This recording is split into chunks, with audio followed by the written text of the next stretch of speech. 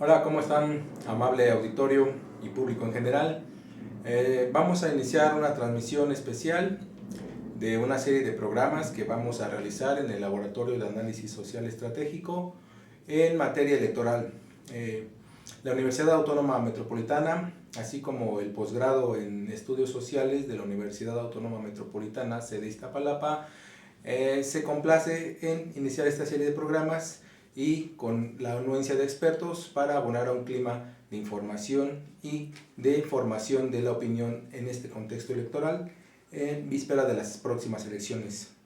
En esta ocasión tenemos el gran honor de contar con la asistencia del doctor Miguel Ángel Granados Atlaco. Él es un experto en materia electoral. Hago una muy breve mención de todo el currículo académico que tiene. Es muy vasto, por eso vamos a tratar de hacer un breve resumen. El doctor Miguel Ángel Granados Atlaco tiene preparación en 4 disciplinas. Es politólogo por la Facultad de Ciencias Políticas de la UNAM. Tiene también una carrera en filosofía. También tiene una carrera en letras hispánicas, lingüística y letras hispánicas, así como también en filosofía.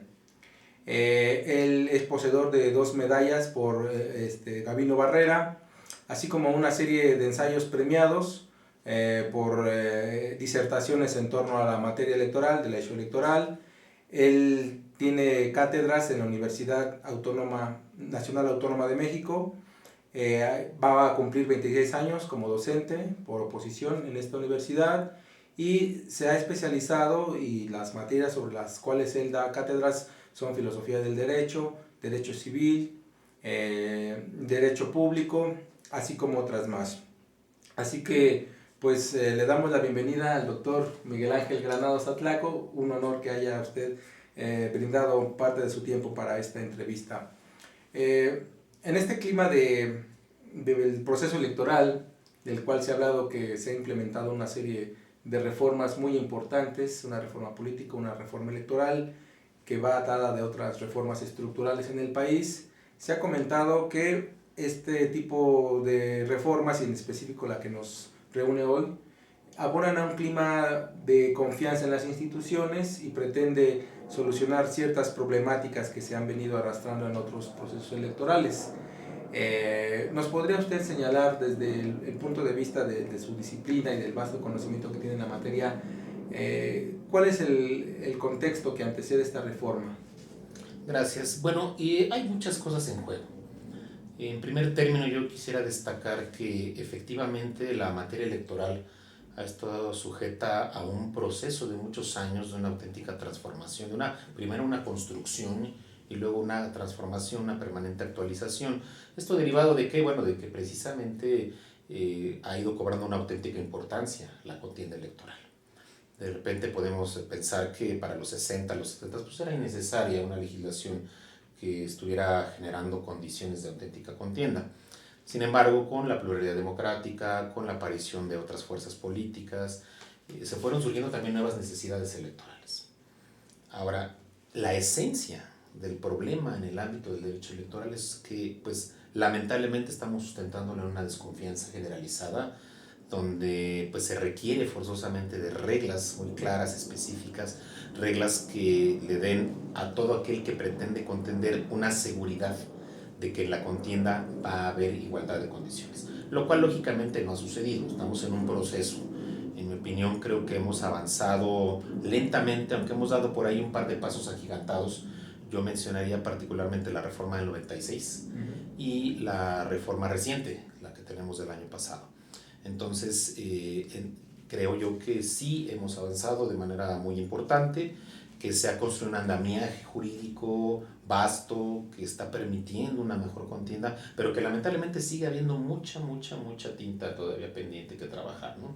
Y que esto, pues lógicamente también está sustentado en la necesidad de que tengamos una voluntad política, que esto, pues también lamentablemente es lo que no ha permitido que ciertos temas drásticos, fuertes, fundamentales en la construcción de una democracia, pues no sean tocados, que sigan estando ahí, que en determinado momento También tenemos un problema con la oposición, que cuando ya se revierten los papeles, deja de ser oposición y se convierte en gobierno, pues como que se olvidan algunos temas importantes que en su oportunidad tal vez fueron parte de la bandera electoral y que cuando ya se tiene la opción o la posibilidad de modificarlas, pues parece que ya pasan a un segundo plano, se privilegia una agenda política más que una verdadera agenda social, una verdadera agenda electoral, y esto ha derivado en que pues siempre nos quedemos con el mal sabor de que las reformas electorales, si bien algunas muestran avances, también es cierto que siempre dejan algo pendiente.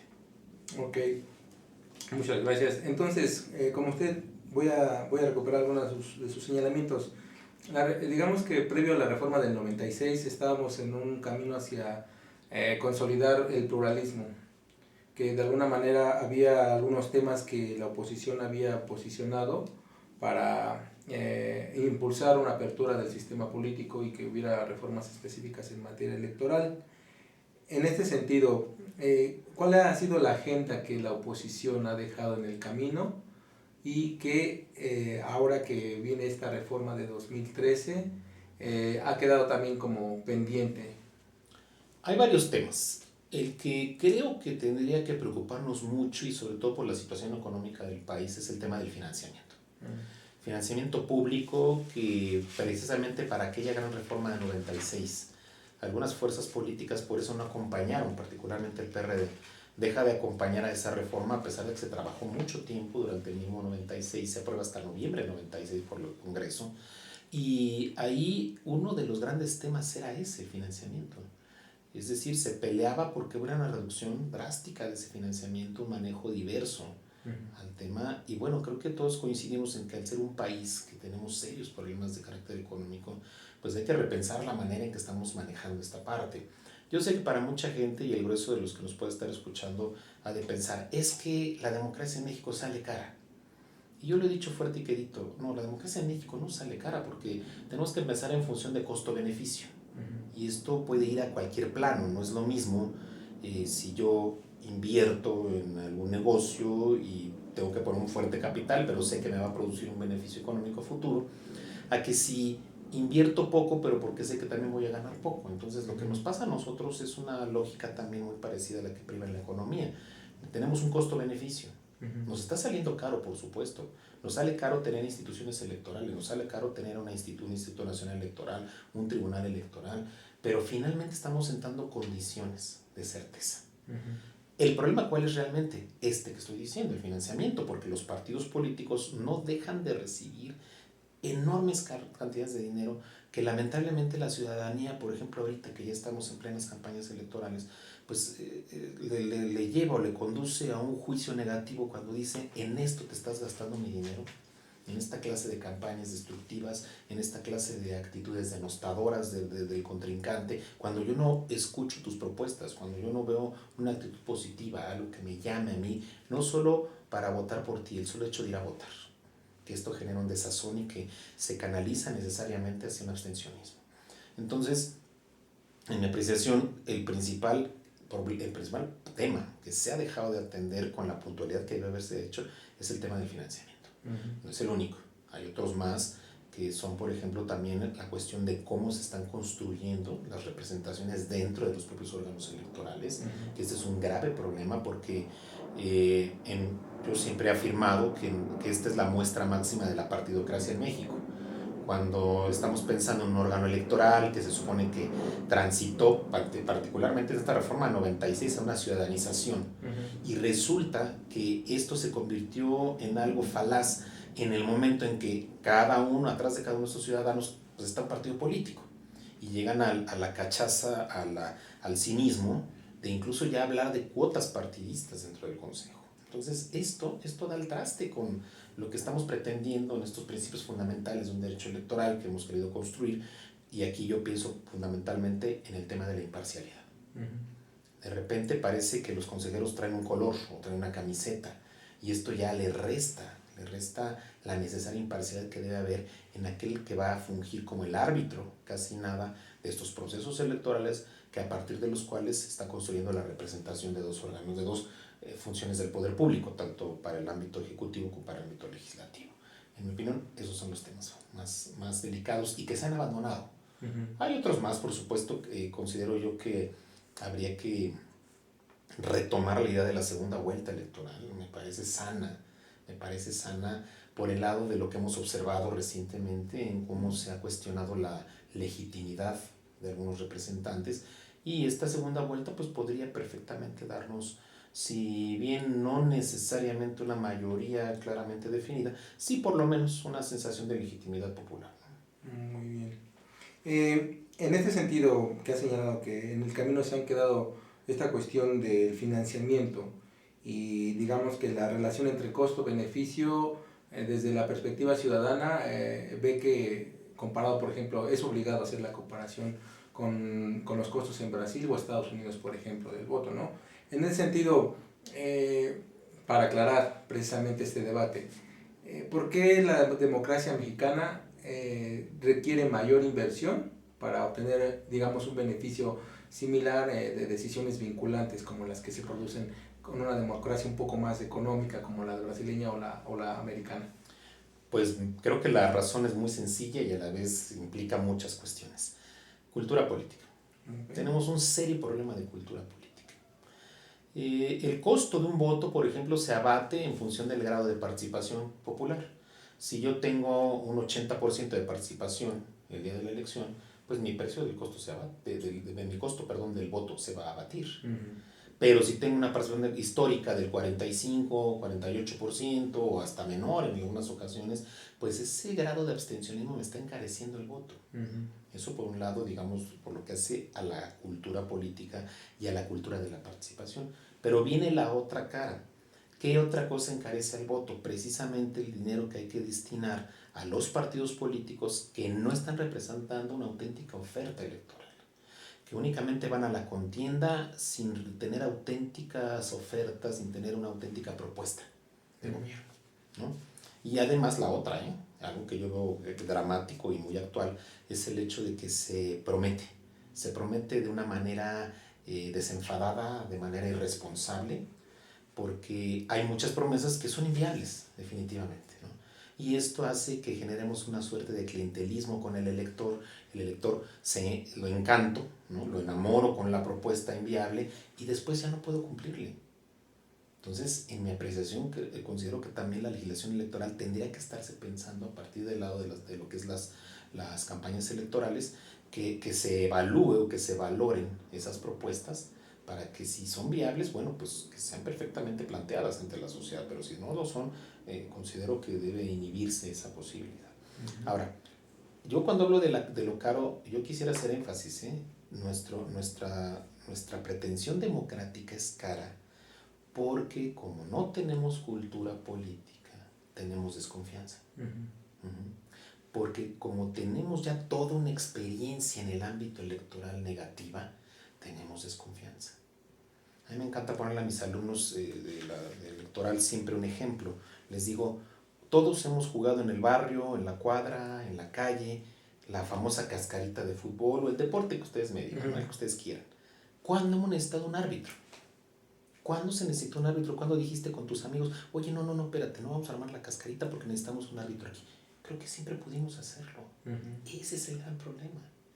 Que necesitamos un árbitro, ¿por qué? Porque todos requieren o están exigiendo con sus conductas ilícitas, muchas de ellas, están exigiendo que haya alguien que les cuide las manos. Ese es el gran dilema. Y entonces estamos un monstruo electoral llamado Instituto Nacional Electoral que vaya a todos los rincones de la República a cuidarle las manos a los pillos en materia electoral. Ese es parte del problema. O sea, son dos caras. Yo veo dos caras. La cara de la ciudadanía que no tiene una auténtica cultura política, que yo por supuesto lo estoy pensando también, digo, sin despojarlo de otros elementos, como es el gran problema económico, por supuesto, ¿no?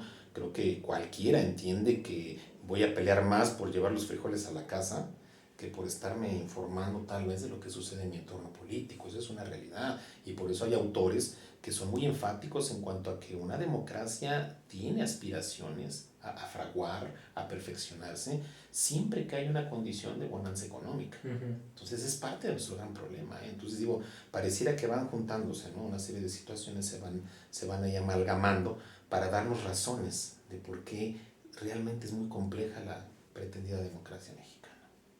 Okay. Aquí me llama la atención, por ejemplo, cuando hacemos esta comparación con, digamos, la cultura política de participación en Brasil, que ha dado pues muy buenos resultados de política pública. Tenemos los presupuestos participativos, algunas experiencias en Portobelo, y nos vamos al otro lado con la cultura americana en cuanto a aquello que reseñara Tocqueville sobre la gran capacidad de la sociedad civil para emprender participaciones, clubes de asociaciones políticas para intervenir. Digamos que en este sentido sería justo decir que en el contexto de desarrollo histórico de estas tres naciones, Estados Unidos, Brasil, México, hay divergencias que podrían explicar cierta apatía hacia la intervención en la vida pública, en la vida política. No sé si en ese sentido estamos aclarando o... Claro, no, y va por ese lado, por supuesto. Cuando hablo de la cultura política, yo me refiero al gran problema que tenemos cuando no nos percatamos de la verdadera fuerza que tiene el voto. Uh-huh. La fuerza del voto y la fuerza de la posibilidad de exigir como ciudadanos. Porque se nos olvida. Uh-huh. Llegamos a la casilla, tomamos nuestra boleta, cruzamos nuestra opción de preferencia, doblamos la boleta, la metemos a la urna y pareciera que ahí se acabó la democracia. Hasta ahí llegó. O sea, el día de la jornada electoral es la fiesta democrática de todo el país y hasta ahí terminó y hasta dentro de 3 años nos vemos otra vez. Uh-huh. Y no es así. Para mí al revés, ahí empieza la democracia. La democracia empieza en el momento en que yo ejerzo un derecho político que es el de votar, el de sufragar, y a partir de ahí me coloco en la posibilidad, en la solvencia moral y en la solvencia política, de exigirle a este que me va a representar que auténticamente haga eso, representarme. Entonces, el problema es que nosotros, en términos de alguna tipología, la cultura política mexicana es una cultura del súbdito. Uh-huh. Somos súbditos. No hemos aprendido a entender este principio del 39 constitucional tan bello que nos dice que la soberanía reside esencial y originalmente en el pueblo. Y entonces no hemos sido titulares de esa soberanía, sino que en lugar de pensarnos como soberanos, nos asumimos como súbditos. Uh-huh. Y el que gobierna toma decisiones, el que gobierna se vale de esta conducta, de esta condición omisiva, de esta actitud pasiva que tiene el ciudadano, y entonces hace y deshace. Y ahí está la consecuencia de todo lo que vivimos, ¿no? Reformas estructurales que a lo mejor no a todo el mundo le ha agradado. Uh-huh. Algunas puede ser que sean funcionales, otras son muy cuestionadas. Sí, pero ¿hasta dónde realmente ese señor que va y vota en el universo de 500 diputados, el que va y vota en el universo de 128 senadores, va realmente con la conciencia de su grado de responsabilidad como representante popular? Uh-huh. ¿Sí?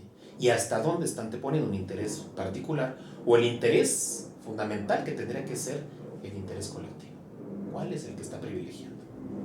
Muy bien, me parece muy acertada y adecuada esta apreciación que hace al final, porque entonces tendríamos que, para explicar un poco cuáles han sido las falencias de nuestro modelo de representativo, que se reflejan en condiciones de abstencionismo y de altos costos para la toma de decisiones a través de la vía electoral. Entonces tendríamos que hay un factor de cultura política, un factor de irresponsabilidad en las plataformas electorales, por así decirlo. Veremos cómo la oferta electoral, ¿no? Una oferta electoral desleal, yo diría, ¿no? Ok. Y que el ciudadano, podemos entrar a una discusión, pero creo no es el lugar, de que el ciudadano, por esta formación que tiene como súbdito, que usted bien señala, que pudiera atribuirse a estos modelos verticales que vienen arrastrándose desde hace muchos años, digamos, la figura de Tlatoani, el virrey, el porfiriato, el maximato, y estas cuestiones, ¿no?, que podrían ser un factor, pero bueno, para no meternos en Honduras, digamos que el ciudadano no ha asumido su papel corresponsable en la formación de la democracia y abandona esta capacidad de exigibilidad que le puede dar el voto y el involucramiento en la vida política. En este punto me parece muy importante señalar por qué el ciudadano, desde su perspectiva, sabemos que tiene usted un vasto conocimiento en cuestiones filosóficas, ¿por qué el ciudadano no se asume, especialmente en México, como el portador de su soberanía, como el forjador de su orden político? ¿Cuáles son las cuestiones que podrían estar detrás Para mí este elemento es multifactorial, ¿eh? Es multifactorial. Tenemos, como usted acertadamente señalaba, una construcción histórica que está muy asociada a una visión del vencido, ¿no? A una actitud del conquistado, que eso sí tiene que ver necesariamente a nivel psicológico y a nivel de idiosincrasia. Tenemos el problema también de cómo los partidos políticos han generado un clientelismo, que en determinado momento ese gobernado no piensa tanto en su fuerza como parte de todo el fenómeno político, como parte de un ejercicio soberano, sino que se asume en función de beneficios materiales. Por eso es tan fácil que se venda el voto, porque no vamos a negarlo. O sea, se abandona el ciudadano, se compra. Se abandona una visión y se malbarata además, el problema es que se malbarata, porque bien, digo, es que yo recuerdo mucho una frase hace muchos años que decían, tú recibes lo que te dan, pero vota por el partido que rima, ¿no? Claro. Y entonces decías, a ver, ¿y cómo? Pues sí, pues es que recibir no te vas a afectar en nada. El problema es si yo recibo y me siento comprometido para ir a votar por esa opción política, ¿no? Si no haces esa reflexión de que son tus impuestos, es un dinero público que ya se destinó y que... A lo que tienes perfectamente derecho, lo que te ofrezcan. Si te ofrecen un bote para la leche, si te ofrecen un bolígrafo, si te ofrecen un recipiente para bebidas, lo que sea, me parece perfectamente, pues yo puedo recibirlo, claro, no pasa nada, pero eso no me compromete. Es como simplemente también un papelito donde venga la foto del candidato, es exactamente igual. Aquí la diferencia es cómo yo, en mi ánimo y psicológicamente hablando, estoy asimilando este evento. Si psicológicamente hablando me siento comprometido porque estoy recibiendo algo, cuidado, cuidado, no estoy siendo consciente de todo lo que está representando. Si el solo hecho de que, por ejemplo, a mí alguien me dice, oye, es que si votas por fulano, votas por perengano, vas a tener esto, y me genera la expectativa de algo, y en eso cifro mi decisión del voto, eso es lo que nos está diciendo de la falta de madurez. Porque he hablado de falta de cultura política, pero ahora quiero poner otro elemento en juego para responder esta pregunta. La falta de madurez política. O sea, no hay una madurez política. No somos maduros políticamente. No nos hemos asumido como auténticos demócratas. Si uno lee la legislación mexicana desde sus albores del constitucionalismo, uno lee la Constitución de Apatzingán de 1814, autoría del movimiento insurgente de la época, comandado en su momento ya con Morelos. Caramba, uno dice, esto es una poesía hacia la democracia, es un manifiesto democrático maravilloso. Sí, pero el gran problema es que ¿cómo te enseño democracia si no sabes vivir la democracia? O sea, tenemos que aprender a vivir la democracia. Y eso es lo que no hemos aprendido como ciudadanos. Y entonces resulta que se convierte en una carga la ciudadanía. En lugar de ser algo que... se sabe participar, gestionar. En lugar de que sea algo placentero, se convierte en una carga. Ay, tengo que votar. Bueno, pero es que al contrario, fíjate que ha sido una lucha de muchos años para muchos sectores de la población tener acceso a esto. Por ejemplo, el caso de la mujer, ¿no? Que la mujer tiene una vida, tiene una participación activa, digamos, en pañales, vaya, ¿no? En comparación con lo que ha sido el caso del varón. Y esto, bueno que hemos transitado hacia eso. Nos faltan más cosas, por supuesto, porque no basta ese derecho, basta otra vez entender que este derecho implica la responsabilidad. En una palabra, creo que nos falta entender que las libertades nos acarrean responsabilidades. Claro. Si tengo una serie de libertades asociadas a mi condición política como ciudadano, pues tengo que asumir también la responsabilidad de las mismas. Esto no es sencillo, otra vez poniendo en juego ahora otro elemento que es el elemento económico. Como ya lo dije, o sea, económicamente hablando, ahí no hay vuelta de hoja. Si yo estoy más preocupado por darle leche a mis hijos, por llevar un alimento a mis hijos, un sustento, pues lo político queda en un segundo o tercer plano o ni siquiera pinta en mi vida. Y entonces esta es otra parte que también es muy difícil resolverla. ¿Cómo sensibilizamos a aquel que está más preocupado o que además, otra cosa creo que más grave todavía, olvidemos de la preocupación, el hecho de que tiene que dedicar jornadas larguísimas de trabajo para poder llevar un pan a su casa, lo último que quiere saber es de cuestiones políticas, es lo último de lo que quiere saber. Entonces, ahí, ¿cómo le hacemos para que ese ciudadano se sensibilice Y realmente no se trata de dedicarle horas a analizar la oferta política.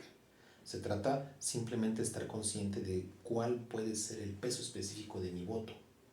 Porque otro problema que tenemos en este país es que se ha pensado que el no votar también está representando algo. Sí, sí, en tu ánimo sí.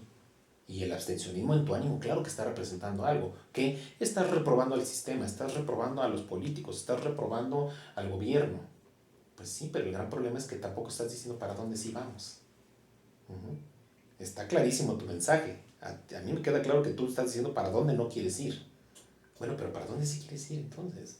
Porque eso está representando también, sin quererlo, entiendo yo que no habría una malicia en esto para muchos de los abstencionistas, pero sin quererlo estás convirtiéndote en estás generando una complicidad. ¿Sí? ¿Por qué? Por omisión. O sea, estoy generando un panorama en el que el no votar a ti te representa un voto a favor. ¿Por qué razón? Porque con esta falta de cultura política tenemos un fenómeno muy interesante que es el llamado voto duro. Hay un voto duro, hay gente que va y vota siempre por el mismo partido político, y en el momento en que yo me abstengo, estoy fortaleciendo ese voto duro. Y entonces el efecto que estoy generando es un efecto completamente inverso al que yo pretendo, ¿no? Mi manifestación negando lo que tengo se está convirtiendo a su vez en un apoyo a lo que estoy precisamente negando. Hay un proceso inverso. Claro, y eso es lo que no se alcanza a ver muchas veces en esta propuesta o en estos movimientos que apelan hacia la anulación del voto o la deslegitimación a través del abstencionismo, ¿no? Haciendo una reflexión. Aquí hay un punto, digo, ya para cerrar este tema y poder pasar a otro de las cuestiones que nos interesan mucho sobre la reforma. Hay entonces en su apreciación un factor de bastante peso que sería la coerción económica, en el sentido de que no hay condiciones de desarrollo socioeconómico, ergo los derechos políticos quedan en segundo plano. ¿Qué opina también sobre la coerción física de estos lugares donde opera el crimen organizado o donde, por ejemplo, aprovechando estas condiciones de vulnerabilidad económica, grandes grupos delictivos se han, digamos, hecho cargo de ciertos procedimientos o operación política para favorecer ciertos candidatos? Bueno, me viene a la memoria ahorita lo de los niños halcón, por ejemplo, que no sé a bien qué grupo los estaba patrocinando, o sea, más allá del color que querían favorecer. ¿Qué opina usted de esta situación de coerción física en el sentido de delincuencia organizada detrás de los procesos? ¿Cómo afecta en el sentido de la legitimación de las instituciones o de esta lucha por llevar al plano democrático la construcción de ciudadanía? Sí, no, creo que afecta de manera significativa y drástica, porque efectivamente si no hay condiciones como lo es la paz creo que es una premisa muy importante para el ejercicio democrático. Muchos autores lo han señalado, Kant, Rousseau, varios han hablado de la importancia de la paz en este contexto.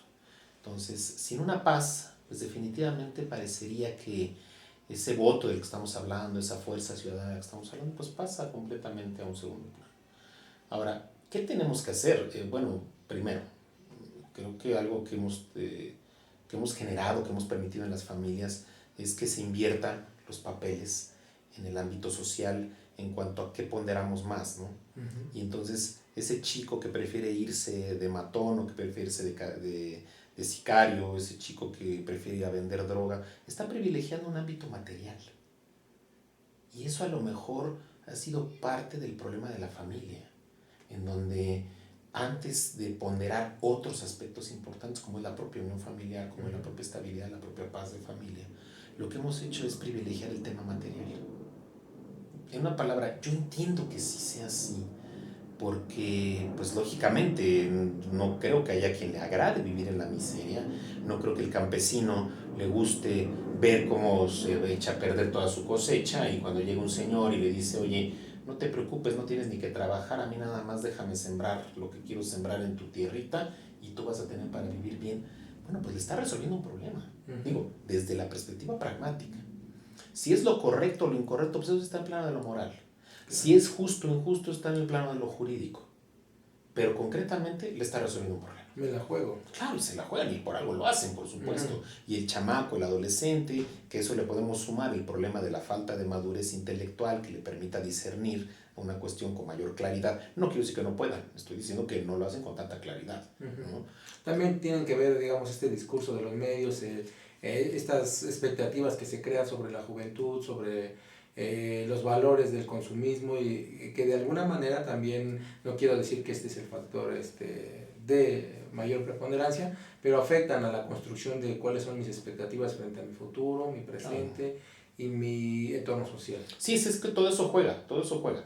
Entonces, aquí creo que hay una tarea pendiente, esto diría yo como una asignatura pendiente en el ámbito de la familia, de cómo estamos educando a nuestros hijos en el plano de que entiendan en dónde va lo material.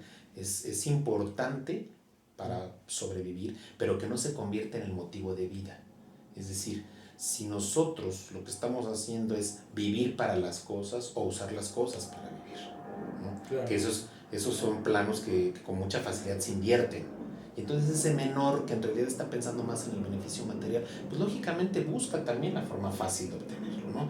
Y de eso se valen estos grupos delincuenciales, capitalizan estos apetitos y con toda tranquilidad dicen, pues vente para acá, yo te apoyo, yo te doy, compran conciencias, compran a las personas. Ahora, la otra cara, el gobierno. El gobierno, en mi opinión, ha sido extremadamente tolerante en muchos aspectos. Ha sido tolerante en el sentido de que si tiene identificadas estas condiciones, pues tendrá que, lamentablemente, recurrir a la fuerza de la que está dotado.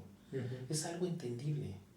Hay una violencia llamada violencia legítima que le corresponde al Estado. ¿En qué afán? Otra vez en el afán de conservar la paz, en el afán de preservar el bien común, el orden colectivo. Si está de por medio un orden colectivo, lamentablemente, y si es necesario, pues habrá que recurrir a la fuerza.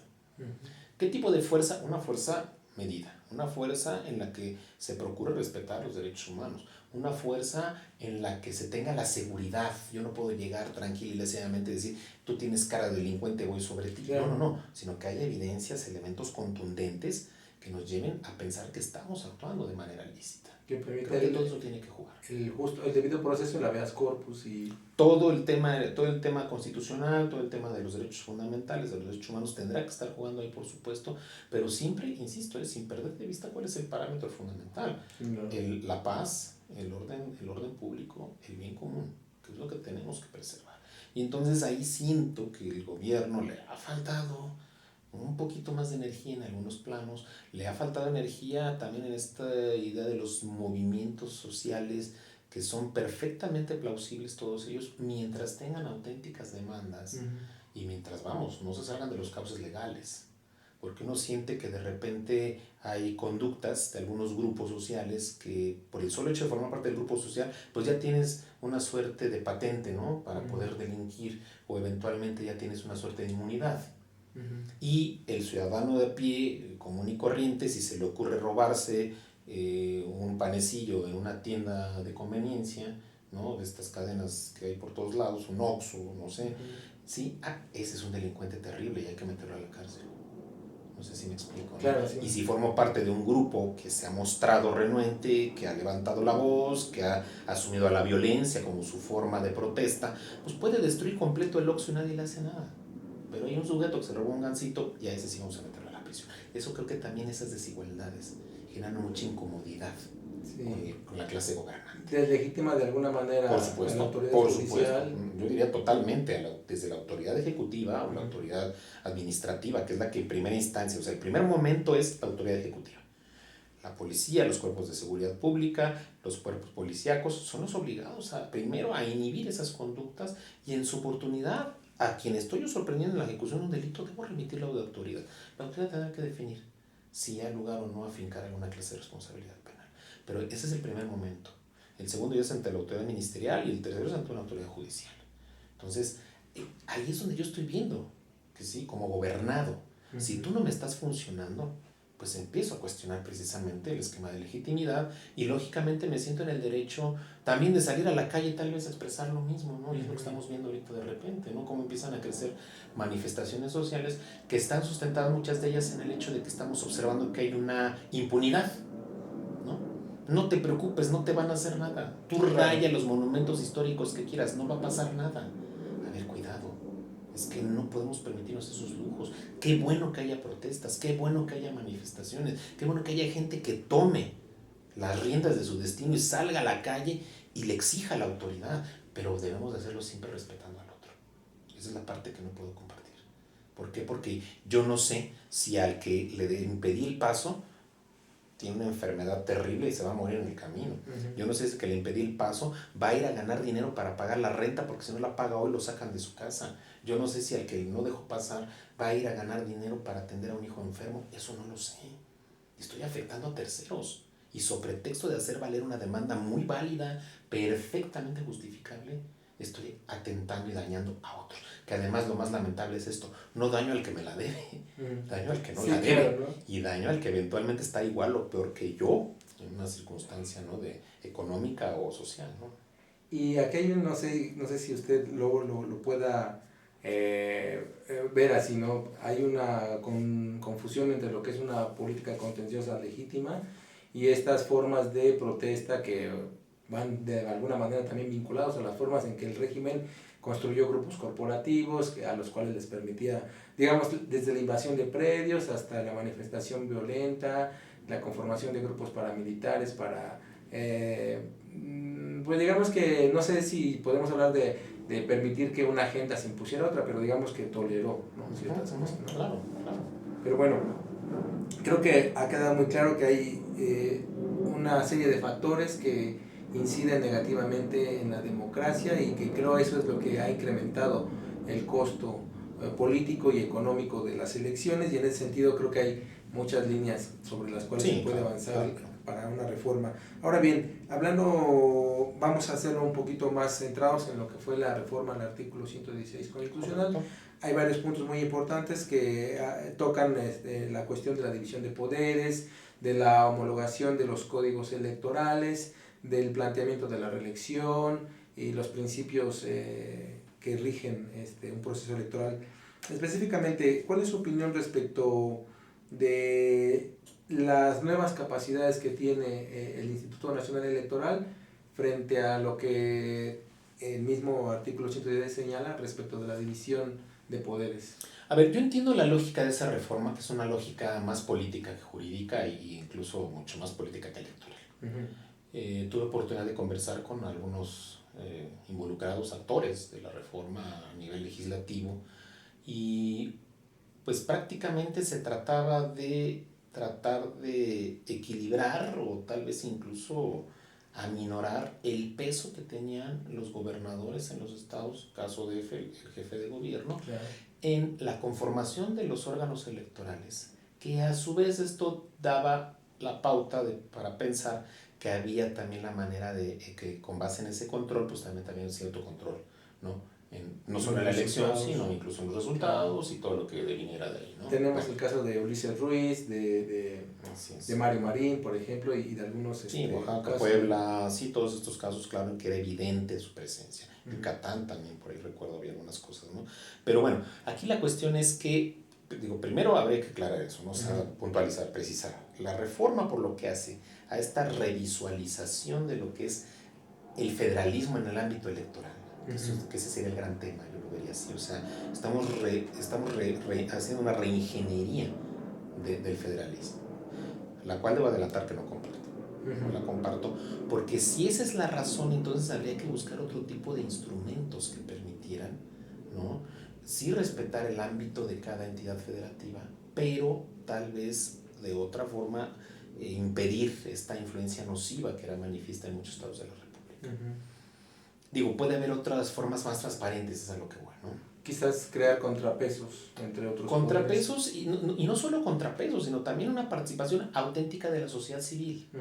Que eso es lo que yo he peleado, porque la Constitución todavía señala, por ejemplo, en el tema relativo a los consejeros electorales, ¿no?, habla, bueno, de la opinión ciudadana, de la opinión, bueno, pero a ver, ¿hasta dónde pesa realmente una opinión de un ciudadano, de agrupaciones, de organizaciones no gubernamentales, de asociaciones civiles, de asociaciones, de colegios, de profesionistas, que estos nadie los toma en cuenta?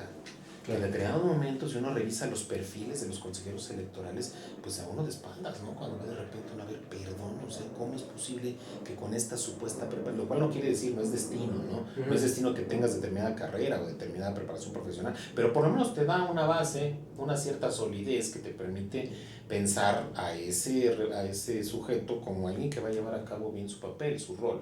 Entonces, si esa era la finalidad fundamental, no considero que justifique plenamente el que hayamos hecho una suerte de centralización de ciertas tareas en un órgano electoral, que de ser IFE pasa a ser INE, Instituto Nacional Electoral, que asume una serie de tareas que le correspondían a los órganos locales y que en determinado momento parecería incluso que podríamos transitar hacia otra condición completamente distinta, en el sentido de decir, bueno, si ya optaste por recuperar algunas o asumir algunas funciones locales, bueno, pues con todo respeto, ¿para qué conservan los órganos locales?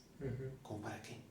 Si estás observando que hay una serie de tareas que ya absorbiste, si tú, INE, ya tienes una estructura a nivel nacional que ya existía, porque hay que recordar que el INE tiene órganos centrales, órganos llamados delegacionales, que son en realidad órganos en cada entidad federativa, órganos distritales, es decir, es una estructura piramidal que crece drásticamente de los órganos centrales unitarios a los órganos locales, que son 32, uno por cada entidad, y los órganos distritales, 300 distritos. Entonces estamos hablando de una estructura monstruosa. Mi pregunta es, ¿no podría absorber en esa lógica, si ya estamos en esa intención? ¿Para qué conservo los órganos públicos electorales locales?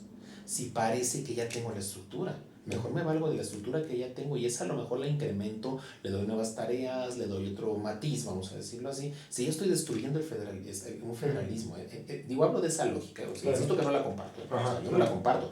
Para mí, cada entidad federativa debe tener su órgano local, porque fue un problema además, digo, para transitar a eso fue una locura, o sea, estamos hablando de todo un proceso de reformas, todo un proceso de reformas políticas para que cada entidad federativa fuera construyendo sus órganos electorales autónomos, órganos electorales ciudadanizados, tribunales electorales, que eso ha sido muy importante también. Creo que cada vez cobran mayor importancia los tribunales electorales.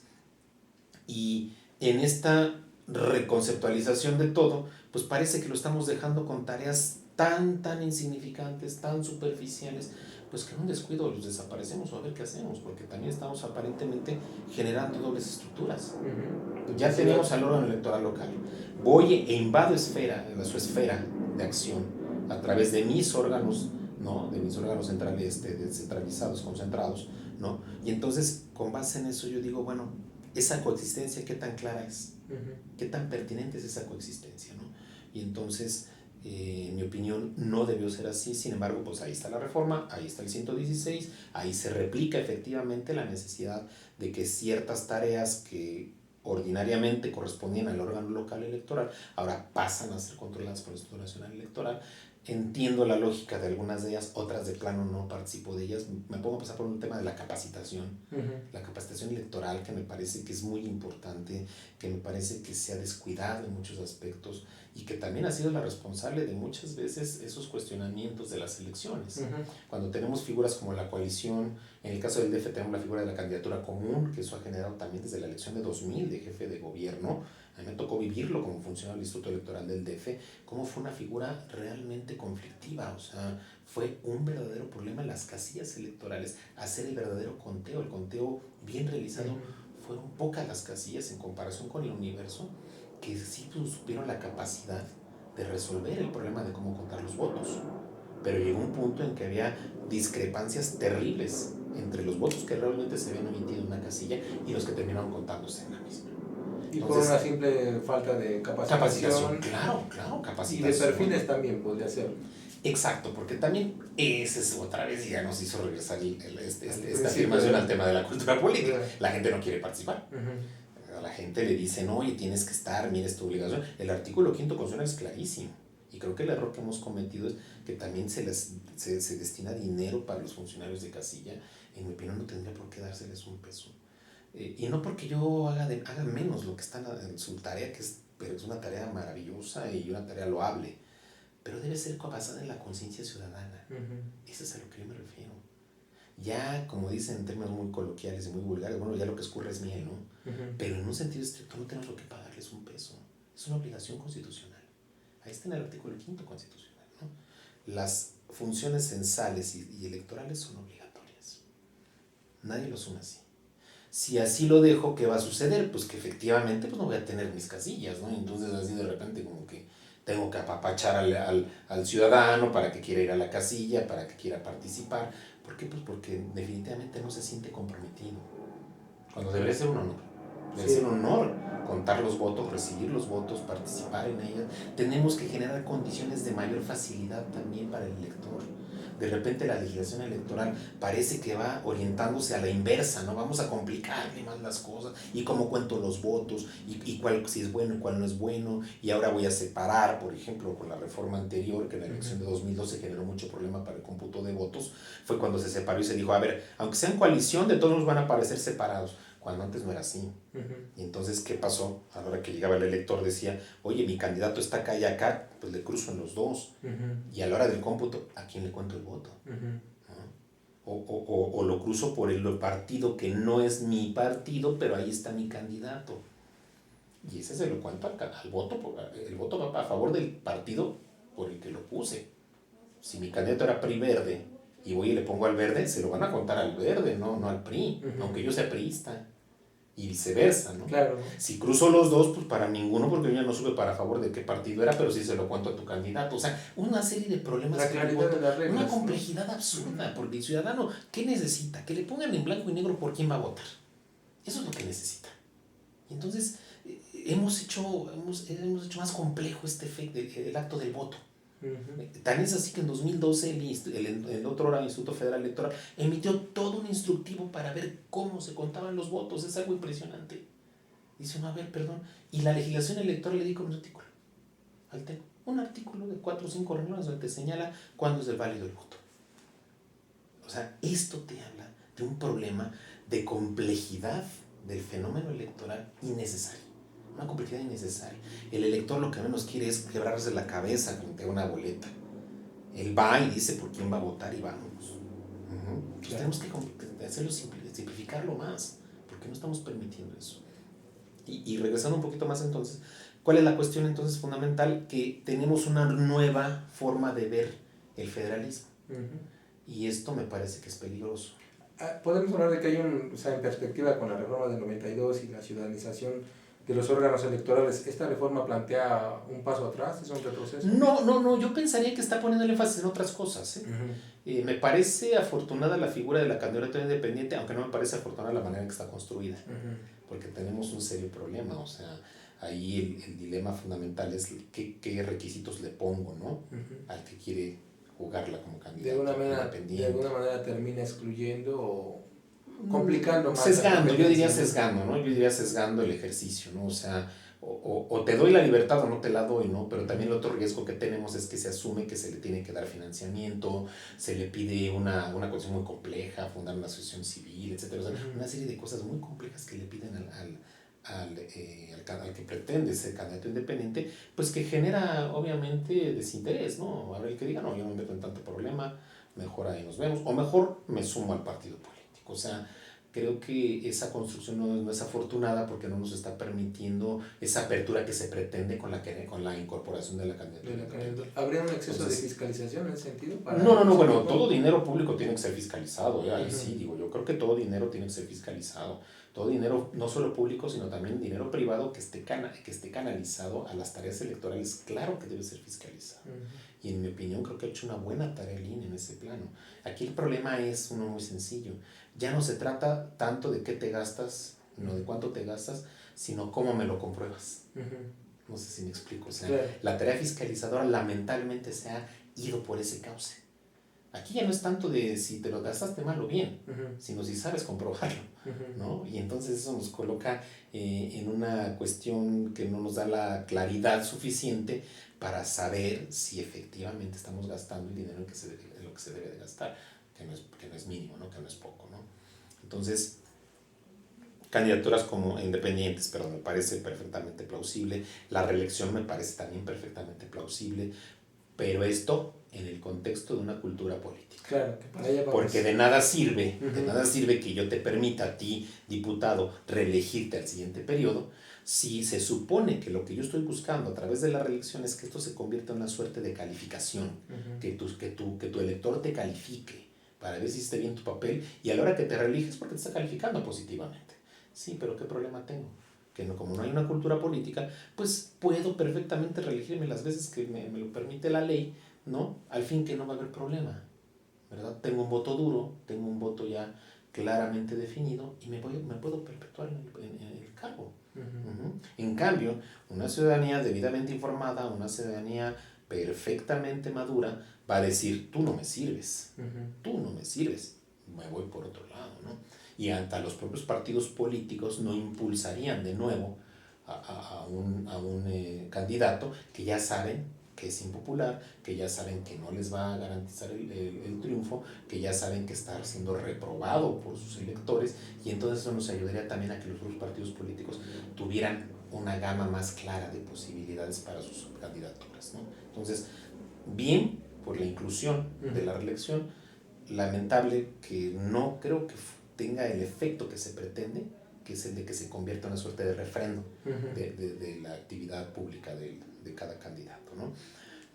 Por otra parte también creo que algo muy rescatable de la reforma es el hecho de también esta visión fiscalizadora. Tenemos que fiscalizar el tema de la transparencia, la rendición de cuentas. Yo siempre lo dije, yo fui presidente del Comité de Transparencia del Instituto Electoral de hace 5 años y casi me querían quemar en leña verde cuando se me ocurrió decir que los partidos políticos eran entes obligados. La ley de transparencia del DF es muy clara. Claro. Dice, todo es ente obligado, todo órgano que reciba dinero público. Si los partidos políticos tienen un dinero público, luego ¿qué sucede? Necesariamente tienen el imperativo y la obligación de rendir cuentas. Bueno, pues de eso pasaron muchos años para que sucediera, ¿no? Pero en fin, finalmente yo siempre tuve esa idea, siempre estuve en esa lógica de que se les considera de esa forma, ¿no? Lo son, por supuesto. Ahora me parece que es muy meritorio una nueva ley que está haciendo crecer el catálogo de entes obligados a nivel federal. ¿Por qué? Porque simplemente todo dinero público debe ser perfectamente justificado, comprobado y transparentemente gastado. El más mínimo centavo, así debe ser. Entonces, en esa lógica, considero yo que sí hemos avanzado, pero también vuelvo al punto, tenemos algunas tareas pendientes, ¿no? Algunas tareas pendientes que no veo a la vuelta de la esquina que se vayan a atender. Veo más fácil que haya una contrarreforma para algunos aspectos, que en algunos aspectos sí venga una contrarreforma. ¿Por qué razón? Pues porque lamentablemente algo que nos ha pasado frecuentemente en materia electoral es que cada elección se convierte en un laboratorio, ¿no? Cada elección parece un laboratorio y cada elección de repente, oye, ya echamos a andar tal cosa, ay, como que no nos funcionó, vamos a echarnos para atrás, ¿no? O como que hay que perfeccionar por acá, por allá, esto, etcétera. O sea, hay una serie de cosas que vamos aprendiendo paulatinamente a perfeccionarla. No lo veo mal en el sentido de que reconozcamos que hay errores. Lo que veo mal es que incidamos en los errores o que permanezcan ciertos aspectos que serían piramidales para poder resolver muchos otros, ¿no? Y me refiero particular y concretamente a la manera en que aplicamos la ley electoral. ¿De qué me sirve una ley electoral perfecta si el que lo va a aplicar ni tiene el perfil, ni tiene la capacidad, ni se ha creado la necesidad de hacerlo, ¿no? Y si sigue obedeciendo a intereses partidistas, no me sirve. Puedo tener la ley electoral más perfecta, pero si el órgano electoral sigue teniendo estos vicios de origen desde su conformación, qué triste. La verdad es que yo siempre lo he dicho, ojalá, yo auguro cuando se van conformando otra vez los órganos electorales, auguro éxito. ¿Por qué? Porque pues eso nos ayuda a todos y nos beneficia como ciudadanos. Pero lo cierto es que cuando uno revisa los antecedentes, uno revisa los perfiles, pues lamentablemente no puede uno ser tan optimista, ¿no? Tal vez en las universidades podría haber una especie de formación de técnicos electorales o algo así, se me ocurre. O que se empezara a tratar de permear en la cultura política, en los contenidos de medios, en la formación más, un reforzamiento de esta ética pública, de Yo he insistido mucho en que, por ejemplo, para la carrera de Derecho debe ser una materia obligatoria de Derecho Electoral. Ya hay una especialidad en la Facultad de Derecho, especialidad en Derecho Electoral, pero no es tan recurrida como otras más, porque entiendo, es una materia que es muy especial, es compleja, muy cambiante, ¿no? O sea, a los que nos atrevemos a escribir en materia electoral pues nos cuesta mucho trabajo porque ya publicamos hoy algo y en 6 meses ya se desfasó por el tema de las transformaciones recurrentes en la materia legal. Entonces, yo considero que esa profesionalización, especialización debe venir desde el interior de los órganos electorales, pero que sea auténtica. Yo he escuchado en muchos foros, en muchos contextos, cuando se habla de administración pública, que se pone como paradigma de formación el servicio profesional electoral. Pero lo cierto es que no funciona. Lo cierto es que no funciona porque se supone que está regido por varios principios y entre ellos está la promoción. Y ha servido únicamente como un medio de permanencia. Pero yo conozco gente que sigue siendo que tiene el mismo cargo desde que se fundó el entonces IFE. O sea, siguen teniendo el mismo cargo hace 24 años. Y a pesar de que han entrado y van y hacen y vienen, no hay manera, ¿no? ¿Por qué? Porque no es un auténtico servicio profesional electoral, no hay una auténtica preparación y especialización como la que quisiéramos. Hay gente muy valiosa en el INE, y hay gente muy valiosa en los órganos electorales y en los tribunales electorales, pero el problema es que no pueden crecer y no pueden acceder a esos cargos ya superiores y de más importancia, pues porque muchos de ellos, como ya lo hemos dicho, ¿no? Obedecen más que nada a opciones políticas, ¿no? O sea, los partidos definen muchas veces estos espacios. Muy bien. A mí ahora, con la que empecé a dar una muy breve lectura del artículo 116, soy neófito completamente en la materia, me vino a la mente ahora que vamos llevando el tema, que ya pasamos por la cuestión de la cultura política, que revisamos la cuestión de la reelección. Cuando yo leí que en la cuestión de la reelección está únicamente facultada a los partidos políticos o a las coaliciones para que éstas puedan postularlos. En ese sentido yo reflexionaba, bueno, entonces, ¿qué pasa con la figura del candidato independiente?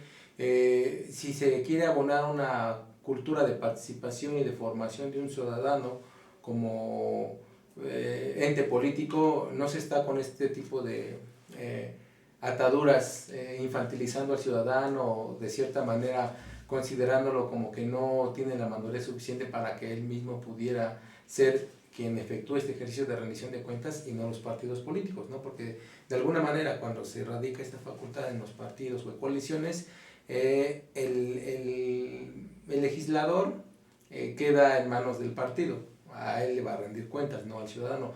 Entonces yo tenía esa reflexión, ¿qué pasa con este tipo de redacción en el artículo, o en qué embrollo nos mete, o cómo pudiera solventarse, pensando en este espíritu de que cada proceso electoral surgen nuevas experiencias y aprendizajes para nuevas reformas? Bueno, creo que efectivamente está acotando al candidato independiente. Considero que parecería que la lógica del candidato independiente sería nada más de cada 6 años y no cada 3, en el caso de diputados, por ejemplo, ¿no? O de jefes delegacionales en el DF. Y en estas condiciones, pues sí, efectivamente, pues resultaría desmotivante, ¿no? Esta posibilidad. Pero en mi opinión, digamos, no es tan fácil encontrar fórmulas, no es tan fácil encontrar estas fórmulas, porque lo que no hemos entendido también es que el incorporar nuevas figuras, como ahorita estamos hablando del candidato independiente, como podríamos hablar de aquellas que están pendientes, como la segunda vuelta, etcétera, que es muy complejo adoptarlas. Parece que el legislador en materia electoral piensa que es nada más es ponlo y se acabó, ¿no? Y esa es mi impresión que tengo en la reforma constitucional. Cuando se rompe con el monopolio de los partidos políticos para postular candidatos y se incorpora la figura de candidatura independiente, si usted se fija en la reforma constitucional, es lisa y llana y es escueta en muchos aspectos, o sea, no define con toda claridad esta visión del candidato independiente. Lo reserva la legislación secundaria y ahí es donde se sirven con la cuchara grande de los partidos políticos, ¿no? Porque ese es el problema, digamos, ¿quién legisla? Los partidos políticos. ¿Quién pone las reglas del juego? Los partidos políticos. ¿A quién le molesta una regla del juego? Al partido político. Y entonces ya no juego, ¿no? Y tomo mis canicas, ¿por qué? Porque ya me molesté, porque la regla que yo puse contigo ya no me gustó. Y vamos a cambiarla. Ese es el problema, ¿eh? O sea, no hay compromiso. Los partidos políticos no tienen compromiso, no tienen palabra, no tienen, digamos, una solvencia política en la que uno diga, caramba, o sea, efectivamente hacia lo que transitamos es algo positivo gracias a tu actitud, gracias a tu posición, gracias a que tienes esa voluntad política. Lo cierto es que no. Y muchos de estos cambios a veces no están tanto sustentados en la realidad de las necesidades electorales, sino en necesidades políticas. Claro, negociación en claro. las cúpulas, y aquellos acuerdos públicos no son vinculatorios, y a puerta cerrada empiezan los jaloneos. Claro, así pasa, así es. Muy bien, bueno, pues para ya cerrar esta emisión y agradecer su participación, ¿qué nos podría dar como una reflexión final en torno a esta reforma específica? Bueno, en mi opinión se trata de una reforma que sí nos está aportando elementos positivos, que nos está llegando de nuevas condiciones en la contienda electoral, pero sí me parece que hay cosas que fueron trabajadas sobre las rodillas, que hay que repensar. Traigo ahorita un tema que no hemos tocado, pero que también me preocupa mucho, que tiene que ver con la jornada electoral, y es el tema de la casilla única. En aquellas elecciones que son las llamadas concurrentes, que va a haber elección federal y elección local, se determinó que en lugar de respetar una casilla para cada elección, va a haber una casilla única en la que se va a sumar un nuevo elemento. La casilla federal tiene un presidente, un secretario y 2 escrutadores, y los representantes de los partidos políticos. Ahora, si es elección concurrente, se le va a sumar a estos 4 un quinto elemento, que sería un secretario, que es el que se va a entender de la elección local. No tengo claridad de cómo vaya a funcionar esto. Estoy preocupado porque si la gran fiesta, que es la jornada electoral, ya estamos con problemas de cómo se va a integrar la mesa, cuál va a ser el ámbito de funciones. Si un presidente de una casilla, solo federal o solo local, se las veía negras para el desarrollo de la jornada, o para el escrutinio, el cómputo al final, pues ahora no me lo imagino este puro presidente teniendo la federal y la local al mismo tiempo.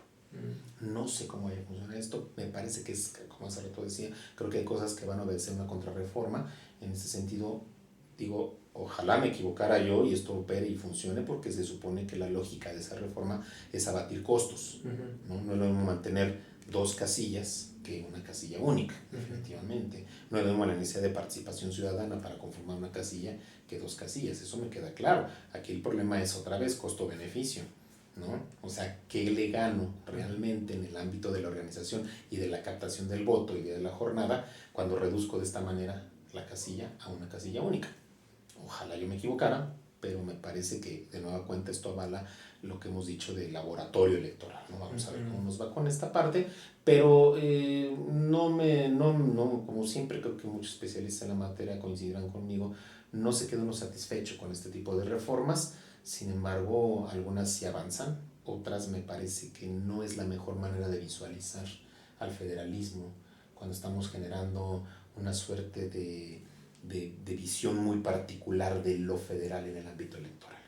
Me parece que sí hay una manifiesta invasión de esferas que no veo sano, aunque tampoco hay que negar lo que ya dijimos, que claro que había interferencias, claro que las había, pero me parece que debe buscarse otra vía, no la vía de centralizar la tarea electoral, porque esto parece ser que no va a resolver mucho de lo que hemos dicho. Para 2018 podría presentarse un escenario nada prometedor en cuestiones de que el presidente podría... Por eso tienen una lógica las reformas electorales. Si usted se fija, vea los años de las reformas importantes.